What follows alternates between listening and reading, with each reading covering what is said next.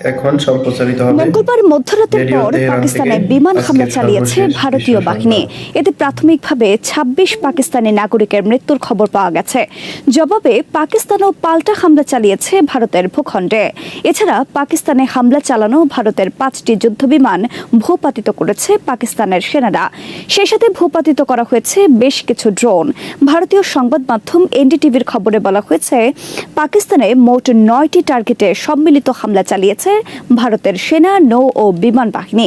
Operation সিন্দুর নামে ওই হামলায় মুজফ্ফরবাদ, শিয়ালকোট, ভাওয়ালপুর প্রভৃতি এলাকায় হামলা চালানো হয়েছে।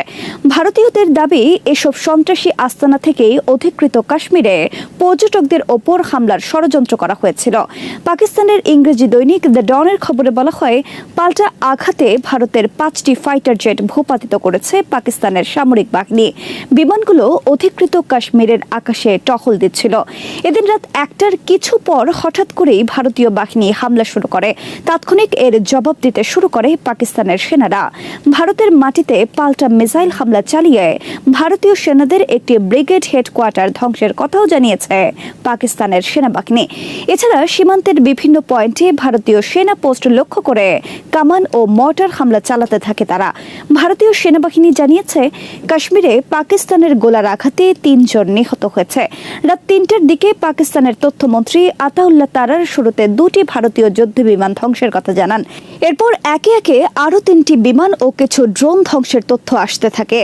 আইএসপিআর এর বরাত দিয়ে দ্য নিউজ জানায়, ধ্বংস হওয়া ভারতীয় বিমানের মধ্যে ৩টি ফ্রান্সের তৈরি রাফালে, একটি রাশিয়ার তৈরি SU-30 ও একটি MiG-29 যুদ্ধবিমান। এছাড়া কাশ্মীর সীমান্তের ভারতীয় অংশে সেনাদের খালি করা একটি পোস্ট ধ্বংস করেছে পাকিস্তানের বাহিনী। ভারতের মিসাইল হামলার জবাবে দেশটির ৫টি যুদ্ধবিমান ভূপাতিত করার কথা জানিয়েছেন পাকিস্তানের প্রতিরক্ষা মন্ত্রী খাজা আসিফ। মার্কিন সংবাদ মাধ্যম ব্লুমবার্গকে এই তথ্য জানান তিনি। এছাড়া কয়েকজন ভারতীয় সেনাকে যুদ্ধবন্দী হিসেবে আটকের কথাও জানিয়েছেন তিনি। পাকিস্তান আইএসপিআর এর মহাপরিচালক জানিয়েছেন, মোট ৬টি স্থানে ২৪টি হামলা চালিয়েছে ভারতীয় যুদ্ধবিমান। সবগুলো টার্গেটই ছিল বেসামরিক এবং বেশিরভাগই মসজিদ। এছাড়া আশেপাশের কিছু আবাসিক ভবনও ক্ষতিগ্রস্ত হয়েছে। সকাল ৭টায় মিডিয়া ব্রিফিংয়ে পাকিস্তানের তথ্যমন্ত্রী দাবি করেন, নিয়ন্ত্রণ রেখায় পরাজয় মেনে নিয়ে ভারত সাদা পতাকা উত্তোলন করেছে। পেহেলগামে হামলাকে কেন্দ্র করে গত কিছুদিন ধরেই পাকিস্তান ও ভারতের মধ্যে উত্তেজনা চলছে।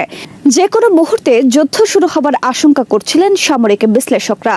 শেষ পর্যন্ত মঙ্গলবার রাতে পাকিস্তানে হামলা চালাতে গিয়ে সেই যুদ্ধের সূচনা করে ভারত।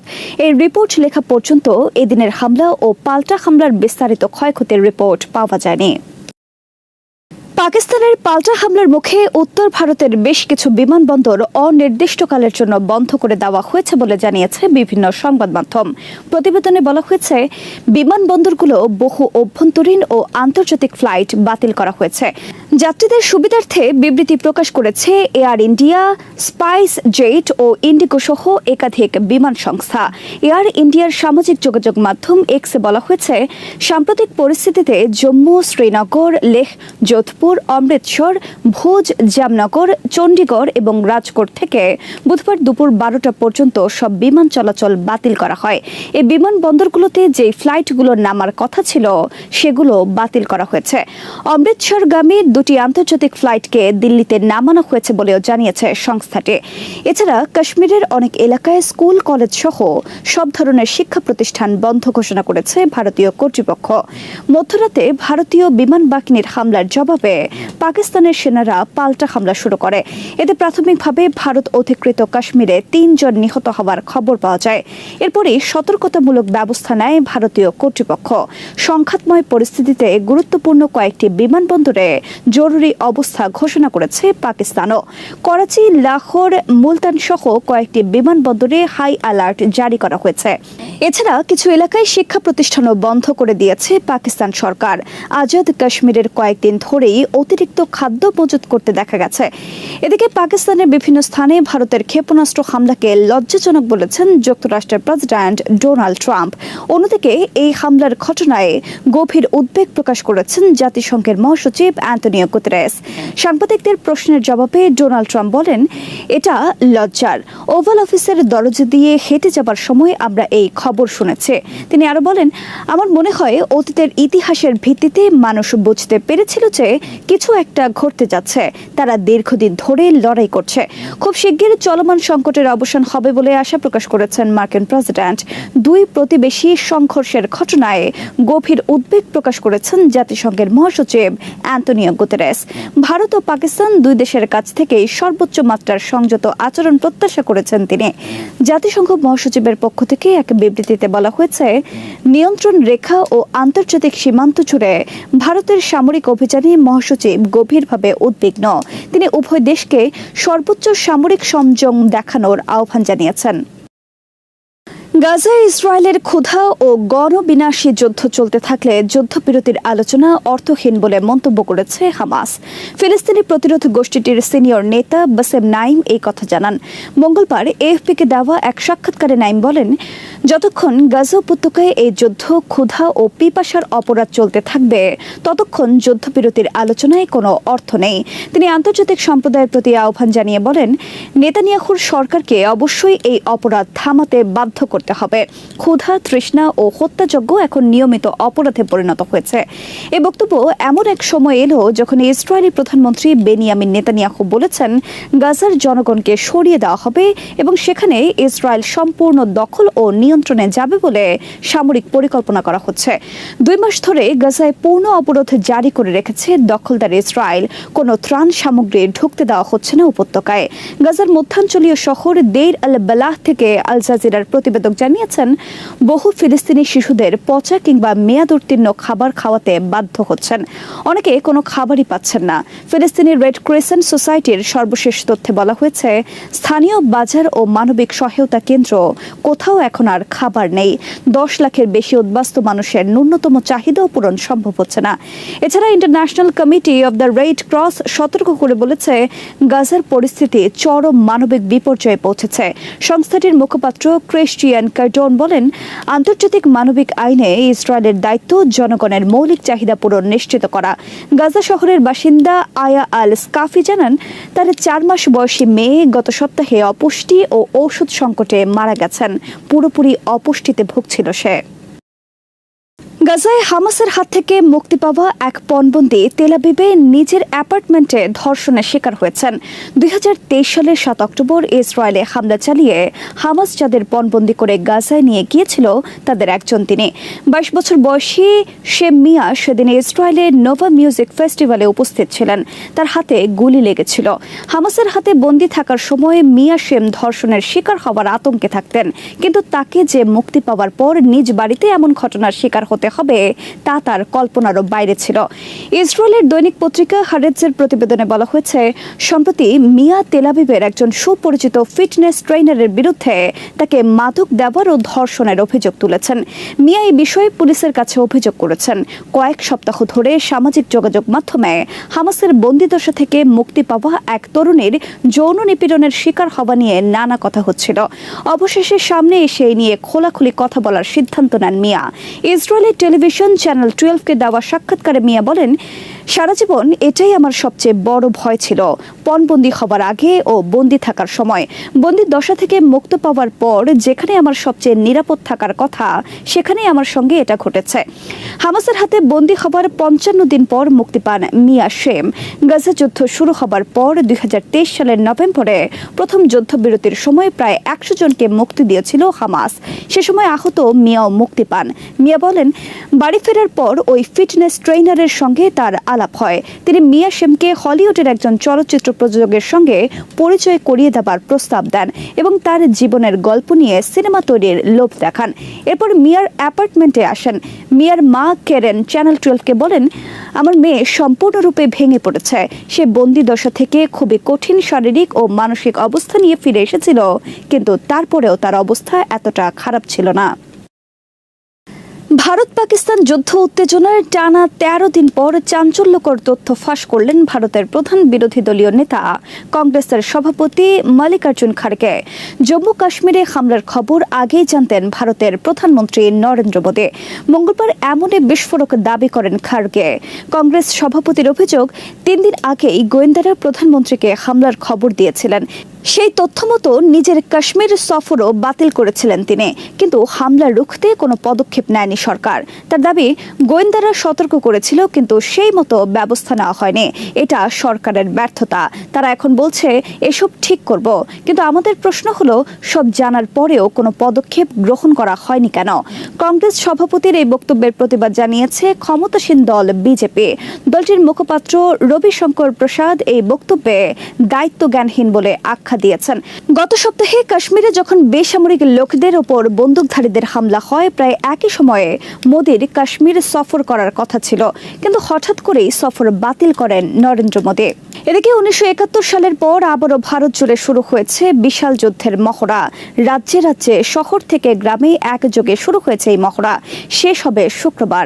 এতে অংশ নেবে ৪ লাখেরও বেশি সিভিল ডিফেন্স স্বেচ্ছাসেবক, যাদের বেশিরভাগই স্বরাষ্ট্র মন্ত্রণালয়ের অধীনে সিভিল ডিফেন্স ডিরেক্টরের সঙ্গে যুক্ত। সোমবার সব রাজ্যকে এই মক ড্রিলের নির্দেশনা দেয় ভারত সরকার। কাশ্মীরের পেহেলগামে হামলার জেরে উত্তেজনা বেড়েই চলেছে ভারত ও পাকিস্তানে। মঙ্গলবার ভারতীয় সংবাদ মাধ্যম এনডিটিভি জানিয়েছে, সোমবার টানা দ্বাদশ রাতেও দুই দেশের সেনাবাহিনীর গোলাগুলিতে উত্তপ্ত হয়ে উঠেছে নিয়ন্ত্রণ রেখা। এদিন জাতিসংঘের নিরাপত্তা পরিষদের এক রুদ্ধদ্বার বৈঠকে যুদ্ধাবস্থার নিরসনের আলোচনা হয়। এতে পরিস্থিতি কিছুটা স্বাভাবিক হতে পারে বলে ধারণা করা হলেও বাস্তবে তা হয়নি। উল্টো দ্বিপক্ষীয় সংকট আরও ঘনীভূত হয়েছে। দেখা দিয়েছে যুদ্ধের আশঙ্কাও। পাকিস্তানে বিমান হামলা চালিয়েছে ভারত। মঙ্গলবার রাত ১টার পর পাকিস্তান ও পাকিস্তান নিয়ন্ত্রিত কাশ্মীরের ৯টি এলাকায় চালানো হয়েছে এই হামলা। হামলায় কমপক্ষে ৮ পাকিস্তানি নিহত হয়েছে। শিয়ালকোট, কোটলি, ভাওয়ালপুর এবং মুজফ্ফরবাদে কমপক্ষে ২৪ দফা বিমান হামলা চালিয়েছে ভারত। যুদ্ধ বিমান থেকে হামলায় ভারত ব্যবহার করেছে ব্যালিস্টিক মিসাইল। হামলার কঠিন জবাব দেওয়ার ঘোষণা দেওয়া হয়েছে পাকিস্তানের পক্ষ থেকে। বন্ধ ঘোষণা করা হয়েছে ইসলামাবাদ সহ পাকিস্তানের বিভিন্ন এলাকার শিক্ষা প্রতিষ্ঠান। আকাশ সীমা নিষিদ্ধ করা হয়েছে করাচি ও লাহোরে। মঙ্গলবার রাতে পাকিস্তান ভূপাতিত করেছে ভারতের ৫টি যুদ্ধ বিমান। এর মধ্যে ৩টি ফ্রান্সের তৈরি রেফাল ফাইটার জেট, একটি রাশিয়ার তৈরি SU-30 এবং আরেকটি রাশিয়ার তৈরি MiG-29। পাকিস্তানের প্রতিরক্ষা মন্ত্রী খাজা আসিফ এই তথ্য জানিয়েছেন বার্তা সংস্থা রয়টার্সকে। পাকিস্তান আর্মির পক্ষ থেকেও ভারতের ৫টি যুদ্ধ বিমান এবং বেশ কয়েকটি ড্রোন ভূপাতিত করার তথ্য জানিয়েছে গণমাধ্যমকে। খাজা আসিফ জানান, রাত ১:৩০টায় ভারতের প্রথম ২টি যুদ্ধ বিমান ভূপাতিত করেছে পাকিস্তান আর্মি। এরপর রাত ২:৩০টায় বিধ্বস্ত হয় ভারতের তৃতীয় আরেকটি যুদ্ধ বিমান। চতুর্থ এবং পঞ্চম বিমান বিধ্বস্ত হয়েছে বুধবার ভোর রাত ৫টায়। খাজা আসিফ ভারতের একটি রেফালের যুদ্ধ বিমান বিধ্বস্তের এলাকার নাম উল্লেখ করেছেন। অবন্তিপুরের ১৭ নটিক্যাল মাইল দক্ষিণ পশ্চিমে বিধ্বস্ত হয়েছে বিমানটি। এছাড়া পাকিস্তানের পাল্টা হামলায় ধ্বংস হয়েছে ভারতীয় আর্মির একটি ব্রিগেড সদর দফতর। রেফালে হল ভারতের কাছে থাকা সবচেয়ে শক্তিশালী যুদ্ধ বিমান। ফ্রান্সের তৈরি ৩৬টি রেফালের যুদ্ধ বিমান ছিল ভারতের কাছে। এটি একটি 4.5 generation multi role fighter jet. Pakistan আর্মির পক্ষ থেকে মঙ্গলবার রাত ৪টায় জানানো হয়েছে, রাত ১টায় ভারত হামলা শুরুর আগে থেকেই আকাশে অবস্থান করছিল তাদের যুদ্ধ বিমান। ভারতীয় যুদ্ধ বিমান তাদের আকাশ সীমায় অবস্থান করে হামলা চালিয়েছে পাকিস্তানের অভ্যন্তরে। পাকিস্তানের পাল্টা হামলায় ভারতের অভ্যন্তরে বিধ্বস্ত হয়েছে যুদ্ধ বিমানগুলো। মঙ্গলবার রাতে হামলা বিষয়ে ভারতের পক্ষ থেকে বলা হয়েছে, পাকিস্তানের বিভিন্ন জঙ্গি আস্তানায় হামলা চালানো হয়েছে। তবে পাকিস্তান ভারতের দাবিকে সম্পূর্ণ মিথ্যা হিসেবে আখ্যায়িত করেছে। ভারত মঙ্গলবার যেসব এলাকায় হামলা চালায় সেসব এলাকাকে ভারত আগেই ভারত বিরোধী জঙ্গি ঘাঁটি হিসেবে আখ্যায়িত করে। পাকিস্তানের বিভিন্ন এলাকাকে ভারত বিরোধী জঙ্গি আস্তানা হিসেবে আখ্যায়িত করার পর পাকিস্তানের পক্ষ থেকে আন্তর্জাতিক সম্প্রদায়কে আহ্বান জানানো হয়েছিল ওইসব এলাকা পরিদর্শন করে ভারতের দাবির সত্য মিথ্যা যাচাইয়ের জন্য। কিন্তু তার আগেই ভারত হামলা পরিচালনা করল তাদের দাবিকৃত কথিত জঙ্গি ঘাঁটিতে। মঙ্গলবার পাকিস্তানের প্রতিরক্ষা মন্ত্রী খাজা আসিফ পাকিস্তানকে সতর্ক করেন ভারত কাশ্মীরের লাইন অফ কন্ট্রোলের যে কোনো এলাকায় যে কোনো সময় হামলা চালাতে পারে। এ বিষয়ে তাদের কাছে গোয়েন্দা তথ্য রয়েছে। পাকিস্তানের পূর্বাভাস সত্য প্রমাণ করে মঙ্গলবার গভীর রাতে বিমান হামলা শুরু করে ভারত। খাজা আসিফ বলেন, ভারতের হামলার বিষয়ে আমাদের কাছে আগে নিশ্চিত তথ্য থাকায় সম্পূর্ণ প্রস্তুত অবস্থায় ছিল পাকিস্তান আর্মি, যে কারণে তারা ভূপাতিত করতে পেরেছে ভারতের 5টি যুদ্ধ বিমান সহ অনেক ড্রোন। হামলার পর ভারতের জাতীয় নিরাপত্তা উপদেষ্টা অজিত দোভাল হামলা বিষয়ে টেলিফোনে অভিহিত করেছেন যুক্তরাষ্ট্রের পররাষ্ট্রমন্ত্রী ও ভারপ্রাপ্ত জাতীয় নিরাপত্তা উপদেষ্টা মার্কো রুবিওকে। এছাড়া পাকিস্তানে হামলার বিষয়ে ভারতের পক্ষ থেকে অভিহিত করা হয়েছে ব্রিটেন, রাশিয়া, সৌদি আরব, সংযুক্ত আরব আমিরাত সহ আরও কয়েকটি দেশকে। এদিকে পাকিস্তানে ভারতের হামলার ঘটনাকে শেম বা লজ্জাজনক হিসেবে আখ্যায়িত করেছেন যুক্তরাষ্ট্রের president Donald Trump. Donald Trump মঙ্গলবার সাংবাদিকদের বলেন, আমি দুপুরে হোয়াইট হাউসের দরজায় পা রাখার সাথে সাথে শুনলাম এই ঘটনা। এটি একটি খুবই লজ্জাজনক ঘটনা। আমি আশা করছি দ্রুত শেষ হবে এই যুদ্ধ। রাত থেকে কাশ্মীরের বিভিন্ন সীমান্তে গোলাগুলি চলছে ভারত ও পাকিস্তানের সেনাদের মধ্যে। ভারত সরকারের পক্ষ থেকে বলা হয়েছে, পাকিস্তানি সেনাদের হামলায় সীমান্তে নিহত হয়েছে কমপক্ষে 3 জন। হামলার পরপরই যুক্তরাষ্ট্র সহ বিভিন্ন দেশকে অভিহিত করার ঘটনাকে ভারতের জন্য অমর্যাদাকর ঘটনা হিসেবে আখ্যায়িত করেছেন অনেক বিশ্লেষক। তাদের মতে এটা কোনো স্বাধীন সার্বভৌম দেশের চরিত্র হতে পারে না। ভারতের বর্তমান পররাষ্ট্র মন্ত্রণালয় এবং জাতীয় নিরাপত্তা উপদেষ্টা অজিত দোভাল আন্তর্জাতিক অঙ্গনে ভারতকে ডুবিয়েছে। প্রতিবেশী একটি দেশের সাথেও তাদের ভালো সম্পর্ক নেই। এদিকে মঙ্গলবার রাতে পাকিস্তানে ভারতের হামলার পর তীব্র উত্তেজনা ছড়িয়ে পড়েছে গোটা উপমহাদেশে। তীব্র উত্তেজনা বিরাজ করছে ভারত ও পাকিস্তানে। পাকিস্তানের জনসাধারণের পক্ষ থেকে তীব্র চাপ বিরাজ করছে ভারতের বিরুদ্ধে উপযুক্ত প্রতিশোধ গ্রহণের। সবাই গভীর অপেক্ষায় এখন পাকিস্তানের জবাব দেখার জন্য। পাকিস্তানে হামলার পর ইসলামাবাদের পাল্টা হামলার প্রস্তুতি নিচ্ছে ভারত। এর অংশ হিসেবে ভারত নিয়ন্ত্রিত কাশ্মীর এলাকার সমস্ত শিক্ষা প্রতিষ্ঠান বন্ধ ঘোষণা করা হয়েছে। কাশ্মীরে বন্ধ ঘোষণা করা হয়েছে ভারতীয় অভ্যন্তরীণ ফ্লাইট পরিচালনা। বন্ধ করা হয়েছে অমৃতসর, চণ্ডীগড় সহ উত্তর ভারতের বিভিন্ন বিমানবন্দর। ভারত নিয়ন্ত্রিত কাশ্মীরের বিভিন্ন এলাকায় লোকজন পালাচ্ছে পাকিস্তান সীমান্ত থেকে। হাজার হাজার ভারতীয় আশ্রয় নিয়েছে বাংকার সহ নিরাপদ আশ্রয়ে। পাকিস্তানের পাল্টা হামলার ভয়ে ব্যাপক আতঙ্ক বিরাজ করছে ভারত জুড়ে। বুধবার দেশটির সমস্ত প্রদেশে আয়োজন করা হচ্ছে সামরিক মহড়া। 1971 সালের পর দেশের সমস্ত প্রদেশ জুড়ে এই ধরনের মহড়া এই প্রথম। 1971 সালে বাংলাদেশ ঘিরে পাকিস্তানের সাথে যুদ্ধের সময় গোটা ভারত জুড়ে এই ধরনের মহড়ার আয়োজন করা হয়েছিল। মঙ্গলবার গভীর রাতে পাকিস্তানে ভারতের হামলায় বিস্ময় প্রকাশ করেছেন অনেক সামরিক বিশ্লেষক। বিবিসির এক বিশ্লেষণে বলা হয়েছে, 22 এপ্রিল কাশ্মীরে হামলার ঘটনায় ভারতের পক্ষ থেকে পাকিস্তানকে দায়ী করে যুদ্ধ প্রস্তুতি শুরু করে ভারত। কিন্তু সত্যি সত্যি ভারত পাকিস্তানের বিরুদ্ধে হামলা পরিচালনা করবে এটা ভাবতে পারেননি অনেকে। 22 এপ্রিল কাশ্মীরের পেহেলগামে বন্দুকধারীদের হামলায় 22 পর্যটক নিহতের ঘটনাকে কোনো প্রমাণ ছাড়াই ভারত পাকিস্তানকে দায়ী করে। এভাবে কোনো প্রমাণ ছাড়া একতরফাভাবে পাকিস্তানকে দায়ী করে দেশটির বিরুদ্ধে সামরিক হামলাকে বিস্ময়কর ঘটনা হিসেবে দেখছেন অনেকে। পাকিস্তানে ভারতের হামলাকে মোদির ঘৃণ্য হিন্দুত্ববাদী রাজনীতির অংশ হিসেবে দেখছেন অনেকে। মঙ্গলবার পাকিস্তানের বেলুচিস্তানে জঙ্গি হামলায় নিহত হয়েছে কমপক্ষে 9 পাকিস্তানি সেনা। পাকিস্তান আর্মির পক্ষ থেকে বলা হয়েছে, বেলুচিস্তানের মঙ্গলবারের হামলার পেছনে রয়েছে ভারত। তারা পাকিস্তানের জঙ্গিদের ব্যবহার করে প্রক্সি যুদ্ধ পরিচালনা করছে। পুতিনের আমন্ত্রণে 4 দিনের সফরে বুধবার মস্কো পৌঁছেছেন চীনের প্রেসিডেন্ট শি জিনপিং। 9 মে রাশিয়ার বিজয় দিবসের প্যারেড অনুষ্ঠানে যোগ দেবেন শি জিনপিং। দ্বিতীয় বিশ্বযুদ্ধে জার্মানির বিরুদ্ধে বিজয়ের উৎসব পালন উপলক্ষে প্রতি বছর 9 মে রেড স্কোয়ারে প্যারেড অনুষ্ঠানের আয়োজন করে রাশিয়া।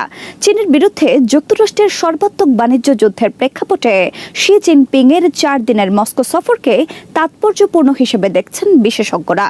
এদিকে যুক্তরাষ্ট্রের প্রেসিডেন্ট ডোনাল্ড ট্রাম্প মঙ্গলবার ঘোষণা দিয়েছেন ইয়েমেনে হামলা বন্ধের।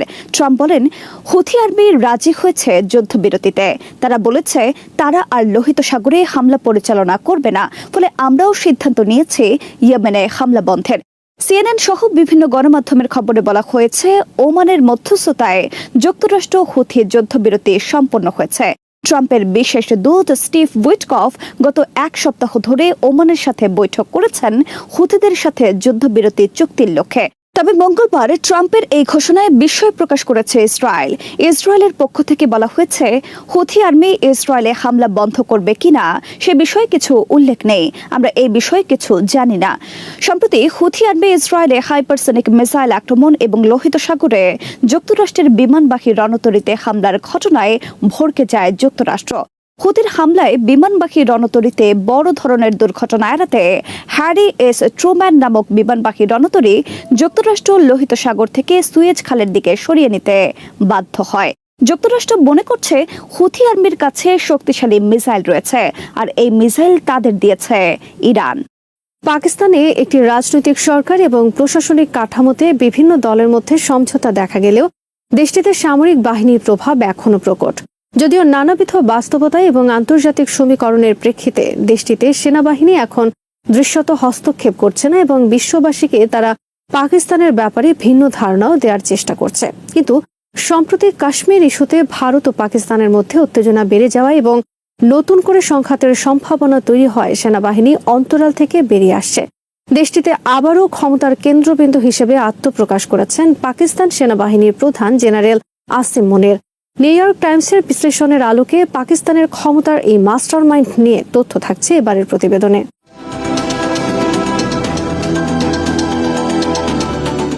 পাকিস্তানের সেনাবাহিনী ডিফ্যাক্টো ক্ষমতার চাবিকাঠি নিয়ন্ত্রণ করে, এরকম একটি ধারণা গোটা বিশ্বে অনেক বছর ধরেই তৈরি হয়ে আছে। নানা ঘটনায় পাকিস্তান সেনাবাহিনীর সেই ভাবমূর্তি তৈরি হয়েছে। পাকিস্তানের বর্তমান সেনা প্রধান আসিম মুনির সেই ধারণায় বদল আনতে চেয়েছিলেন। তিনি অন্য সব সেনা প্রধানের মতো প্রকাশ্যে বেশি ঘোরাফেরা করতেন না, বেশি কথাও বলতেন না। তিনি দৃশ্যপটের আড়াল থেকেই কাজ করতেন। জনসম্মুখে নিজের ভাবমূর্তি কঠোরভাবে বজায় রাখার চেষ্টা করতেন।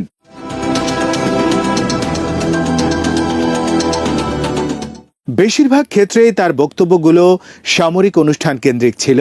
পূর্ব নির্ধারিত ও লিখিত আনুষ্ঠানিকতায় এগুলো সীমিত থাকত। তবে পরিস্থিতি আসিম মুনিরকে আর আড়াল থাকতে দেয়নি। কাশ্মীর ঘিরে ভারতের সঙ্গে চলমান উত্তেজনার মধ্যে তিনি এখন পাকিস্তানের মূল কণ্ঠস্বর হয়ে উঠেছেন। তার বলিষ্ঠ উচ্চারণ যেমন পাকিস্তানের সাধারণ মানুষকে আত্মবিশ্বাসী করছে, তেমনি প্রতিপক্ষ ভারতও জেনারেল মুনির থেকে কঠোর কিছু বার্তা পেয়েছে।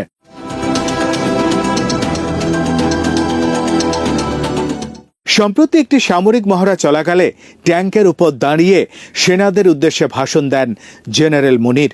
সব ধরনের জল্পনা কল্পনা উড়িয়ে দিয়ে তিনি বলেন, কোনো রকমের বিভ্রান্তির সুযোগ নেই। ভারত যে কোনো সামরিক আগ্রাসনের বিরুদ্ধে দ্রুত, দৃঢ় এবং আগের চেয়ে আরও জোরালোভাবে জবাব দেয়া হবে।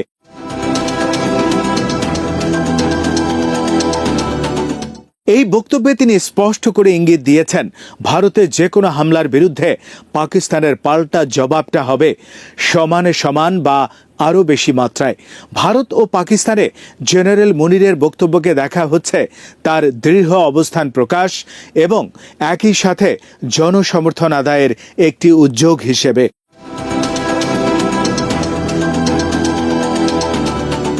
পাকিস্তানের বেশ কিছু সংকট রয়েছে। বছরের পর বছর রাজনৈতিক বিভাজন ও অর্থনৈতিক সংকটে জর্জরিত থাকায় পাকিস্তানের মানুষের মনোবলও এখন দুর্বল। এমনকি এসব সংকটের কারণে পাকিস্তানের সেনাবাহিনীর প্রতি দেশটির জনগণের দীর্ঘদিনের অটুট আনুগত্যে চিড় ধরেছে। এমন একটি সন্ধিক্ষণে জেনারেল আসিম মুনির দেশটির মানুষকে যেমন উজ্জীবিত করতে চাইছেন, তেমনি সেনাবাহিনীর প্রতিও জনগণের আস্থা ফিরিয়ে আনার চেষ্টা করছেন।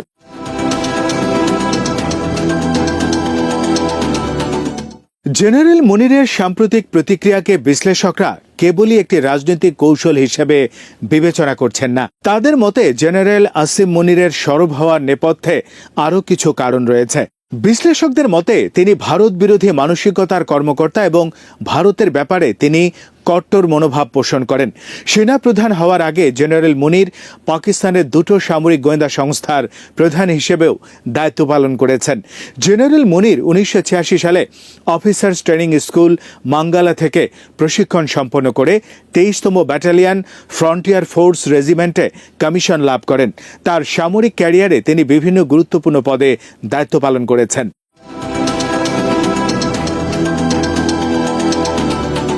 তিনি পাকিস্তান সেনাবাহিনীর মিলিটারি ইন্টেলিজেন্স বা ডিজিএমআই হিসেবে 2016 সালের ডিসেম্বর থেকে 2018 সালের অক্টোবর পর্যন্ত দায়িত্ব পালন করেছেন। আবার একই মাস থেকে শুরু করে 2019 সালের জুন মাসে তিনি পাকিস্তানের ইন্টার সার্ভিসেস ইন্টেলিজেন্স বা আইএসআই এর মহাপরিচালক হিসেবেও কাজ করেছেন।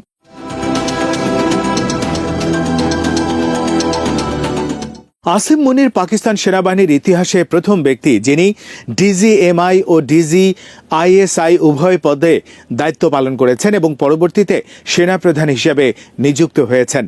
এরপর তিনি গুজরানওয়ালার কোর কমান্ডার হিসেবে 2019 সালের জুন মাস থেকে 2021 সালের অক্টোবর অবধি দায়িত্ব পালন করেন। আর 2022 সালের নভেম্বর মাস পর্যন্ত তিনি কোয়ার্টার মাস্টার জেনারেল হিসেবে ভূমিকা পালন করেন।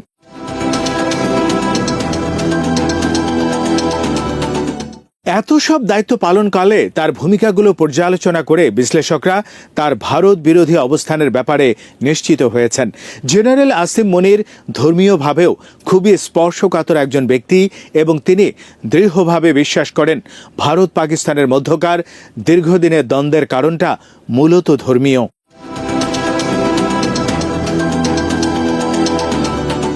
আসিম মুনির সম্প্রতি এক বক্তব্যে বলেন, আমাদের পূর্বপুরুষরা বিশ্বাস করতেন আমরা হিন্দুদের থেকে প্রতিটি দিক থেকে আলাদা। আমাদের ধর্ম, রীতি, চিন্তা এবং আকাঙ্ক্ষা ভিন্ন। এটাই ছিল দুই জাতি তত্ত্বের ভিত্তি। এই বক্তব্যে তিনি পাকিস্তানের অস্তিত্বকে ইসলামিক আদর্শের ভিত্তিতে প্রতিষ্ঠিত করার পক্ষে জোর দেন, যা ভারত বিরোধী মনোভাবকে আরও উস্কে দেয়। পেহেলগামে হামলা হওয়ার 6 দিন আগে জেনারেল মুনির যে মন্তব্য করেছিলেন সেই মন্তব্য ভারতের নীতি নির্ধারকদের উদ্বিগ্ন করেছিল। সেদিন রাজধানী ইসলামাবাদে এক অনুষ্ঠানে প্রবাসী পাকিস্তানিদের সামনে বক্তৃতা প্রদানকালে তিনি কাশ্মীরকে পাকিস্তানের জাগুলার ভেইন বা প্রাণশিরা হিসেবে উল্লেখ করেছিলেন।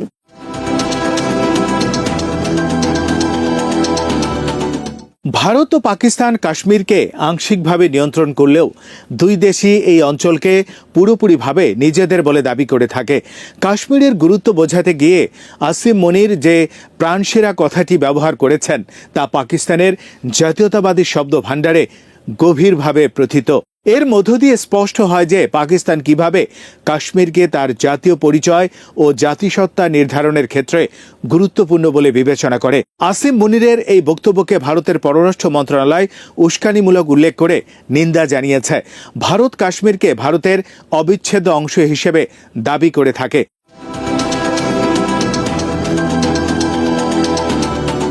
পাকিস্তানের বর্তমান সেনাপ্রধান জেনারেল সৈয়দ আসিম মুনির আহমদ শাহ 2022 সালের 29শে নভেম্বর এই পদে নিযুক্ত হন এবং পাকিস্তানের ইতিহাসে প্রথম হাফেজি কোরআন সেনাপ্রধান হিসেবে পরিচিতি লাভ করেন।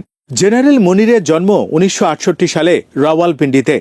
তার পিতা ছিলেন একজন স্কুল শিক্ষক ও মসজিদের ইমাম, যা তার ধর্মীয় পরিবেশে বেড়ে ওঠার প্রমাণ। তিনি রাওয়ালপিন্ডির মার্কাজি মাদ্রাসা দারুল তাজাউইদে প্রাথমিক শিক্ষা গ্রহণ করেন।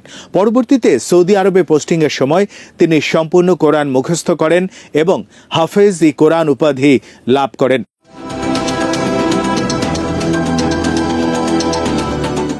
আসিম মুনির তার কর্মজীবনে অসাধারণ পারফরমেন্সের জন্য বিভিন্ন পুরস্কার ও সম্মাননা লাভ করেছেন। অফিসার্স ট্রেনিং স্কুল মাঙ্গালা থেকে প্রশিক্ষণ শেষে তিনি সোর্ড অব অনার লাভ করেন। হিলাল-ই ইমতিয়াজ পদক তিনি পান 2018 সালে, আর 2022 সালে তিনি নিশানে ইমতিয়াজ সম্মাননা লাভ করেন। এতটা যোগ্য হওয়ার পরেও জেনারেল মুনিরের কট্টর ধর্মীয় দৃষ্টিভঙ্গি ও বক্তব্যের কারণে ভারত তাকে মোল্লা জেনারেল নামে অভিহিত করে।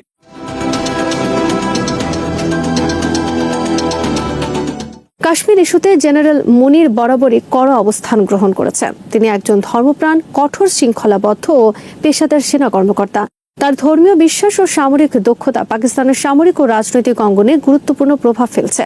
কেননা তিনি নেতৃত্বে আসার পর পাকিস্তান সেনাবাহিনী অভ্যন্তরীণ ও বহিরাগত চ্যালেঞ্জ মোকাবেলায় সক্রিয় ভূমিকা পালন করতে পেরেছে। জেনারেল আসিম মুনিরের ভারত বিরোধী মনোভাব ও বক্তব্যের পেছনে একাধিক ঐতিহাসিক, আদর্শিক ও কৌশলগত কারণ বিদ্যমান।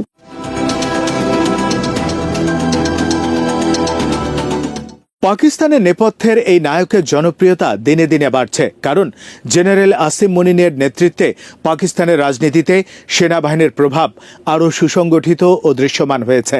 কারণ তিনি 2022 সালের শেষ দিকে সেনা প্রধান হিসেবে দায়িত্ব গ্রহণের পর থেকেই রাজনৈতিক ভারসাম্য রক্ষায় সক্রিয় ভূমিকা পালন করে আসছেন। সাবেক প্রধানমন্ত্রী ইমরান খানের সঙ্গে তার সম্পর্ক প্রথম থেকেই উত্তপ্ত ছিল, যা পরবর্তীতে স্পষ্টভাবে রাজনৈতিক সংঘর্ষের রূপ নেয়। বিশেষ করে 2023 সালের 9 মে ইমরান খান গ্রেপ্তারের পর দেশব্যাপী বিক্ষোভ, সেনা স্থাপনায় হামলা এবং রাজনৈতিক বিভাজন, এসব পরিস্থিতি সামাল দিতে জেনারেল মুনির সরাসরি হস্তক্ষেপ করেন। তিনি পাকিস্তানের সেনাবাহিনীকে রাজনীতির ঊর্ধ্বে রাখার ঘোষণা দিলেও কার্যত তার নেতৃত্বে সেনাবাহিনী রাজনৈতিক প্রক্রিয়ায় ছায়া শক্তি হিসেবে কাজ করছে।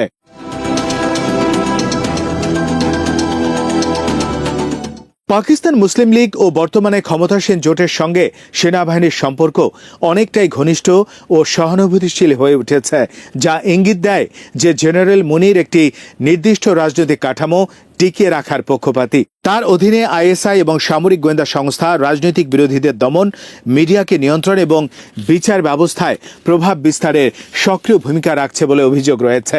সব মিলিয়ে বলা যায়, জেনারেল আসিম মুনির পাকিস্তানের রাজনীতিতে কার্যত একজন কিং মেকার।